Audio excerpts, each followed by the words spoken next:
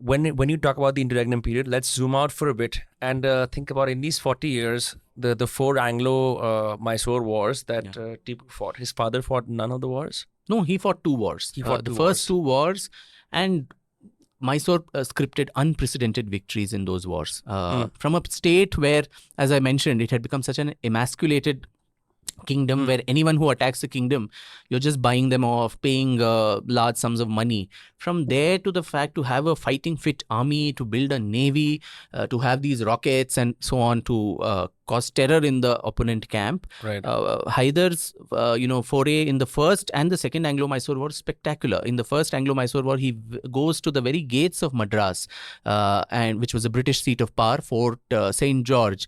And the British could have been exterminated from India at that time had he been a little more, aggressive. But you said that since Mysore was the last stand from 1760 to 1799, every other state had been copied by the British. This was the last. No, by then, you had Plassey happening. Bengal had fallen. Awadh had almost capitulated. The main seats were all gone. The Marathas were the biggest, opponents. But after Peshwa Madhav Rao's death, the Maratha polity itself in Pune was a mess because you had his uncle Raghunath Rao Raghoba, who kills the new Peshwa Narayan Rao. There is Nana Fadnavis who comes in. There's a council of ministers, the Barabhai, who carried on the administration. So the Marathas were as it is weak, especially after Madhav Rao's untimely death. So, and it was a matter of time before the Marathas also were defeated much later, 1818. But I said the last bastion of resistance because it was so difficult to subjugate Mysore as compared to the Marathas who later capitulated very easily. So in the first two wars, so as I said, Do you want me to turn the AC down a little? No, that's fine. Okay.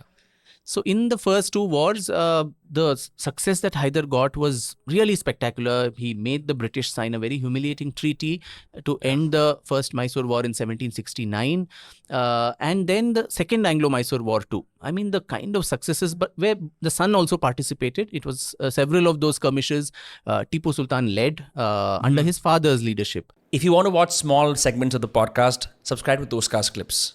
In the second Anglo-Mysore War, you had something called the Battle of Polilur, where Colonel Bailey of the British Army, the kind of defeat that man received, it is actually monumentalized in Tipu's palace in Srirangapatna, a huge propaganda art painting where the Lally on the French officer on Srirangapatna and Bailey on the other side. So it's called Lally Bailey Yuddha.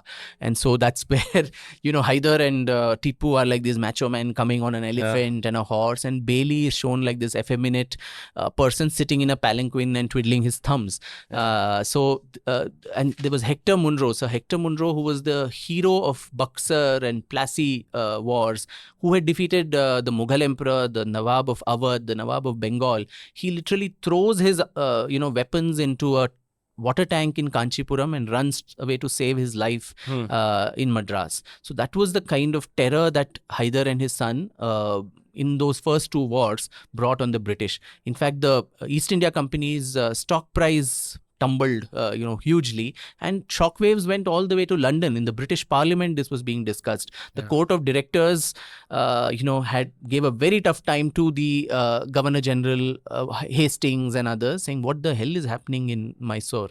And you're going after disaster after disaster. And to Tipu's credit, he concludes the second Anglo-Mysore War to complete advantage for himself, because right in the midst of the war, Haidar dies in the second Anglo-Mysore War in 1782. He's killed in battle? No, he has a back cancer and he actually dies in the war camp.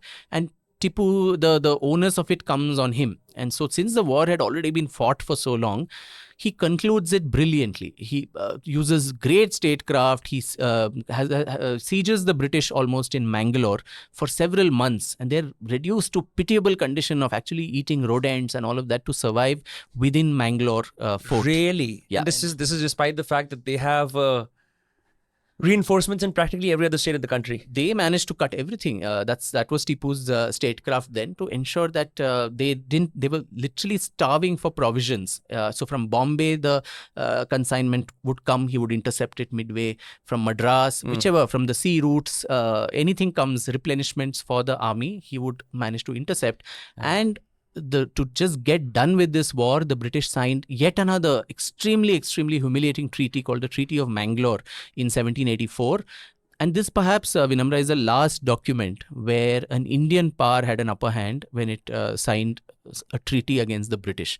So to that effect, I think he inherited the kingdom and showed great promise at the start. But after that, there was a steady downfall.